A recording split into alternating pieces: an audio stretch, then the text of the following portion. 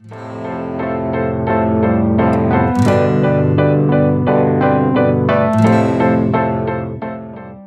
what's up YouTube? Pallab here, and Motorola to India today launched a brand new Motorola Moto G5 Plus. We actually expected both the G5 and G5 Plus, but they only launched the G5 Plus. It's the big brother of the G5 and more premium of the two. Now you have a 5.2-inch screen, Full HD screen covered by Gorilla Glass 3. You have a 5MP front camera, you can see there, and quite glossy front, and then your typical shortcut keys and the home button, which we've come to know on the Motorola devices. Very glossy screen, and then some of those apps, and obviously the stock Android device. And a closer look at the earpiece and the front cameras. It's a 5MP camera, and we would have probably liked a flash there, which are becoming a commonplace these days, but that's not to be. At this price range, a flash probably would be desirable. And home keys and some of the soft keys out there that I mentioned before. Now G5 Plus, unlike the G series before, is an all metal body. You have an aluminum grade, nice matte finish. We have the gray model here. I think you'll also get a gold model, and that's on the back. You have this very prominent 12MP camera with a max aperture of 1.7 and dual LED flash. In fact, its specs is exactly like what we've seen on the Galaxy S7, although I doubt the quality will be the same. But yeah, overall feels very nice. The back, however, won't attract any fingerprint, and you see nice slightly glossy sides as well. On top you have those SIM trays and stuff, and then your power button and a volume rocker, both are metal keys, and then USB port, 3.5mm jack besides that. So that's about as far as the hardware is concerned. 155 grams. Now the thinnest device though, 9.7mm. It runs Android Nougat, Android 7.0, and all Motorola devices run the stock Android, so there is no skin. On top of that, you get what you would get on a Nexus or on a Nexus device. Basically, it's not exactly pixel style, but we love this minimalistic design.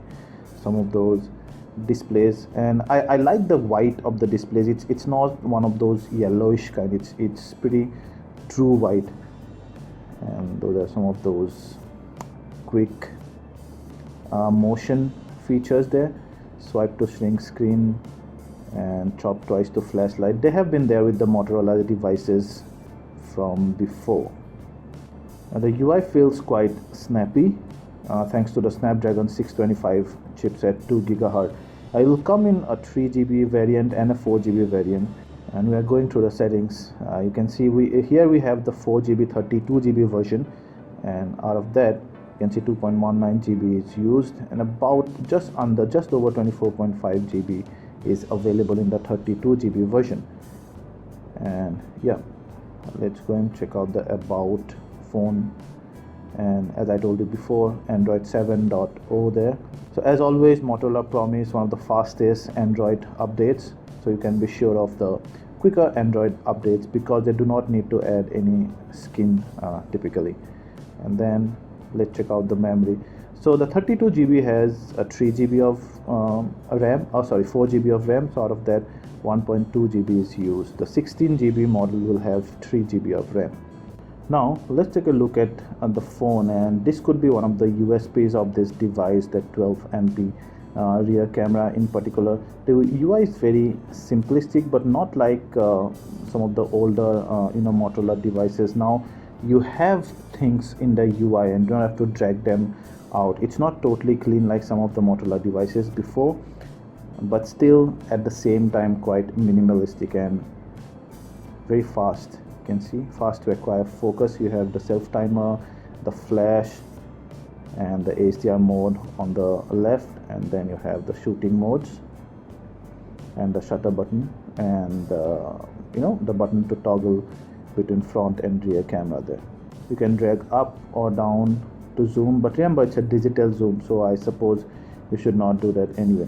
Those are some of the shooting modes, and that's more like a pro mode where you can customize many things like your shutter speed, your exposure compensation scale, your ISO, white balance, etc. This is really good if you have a very demanding light conditions like we have in the demo zone here.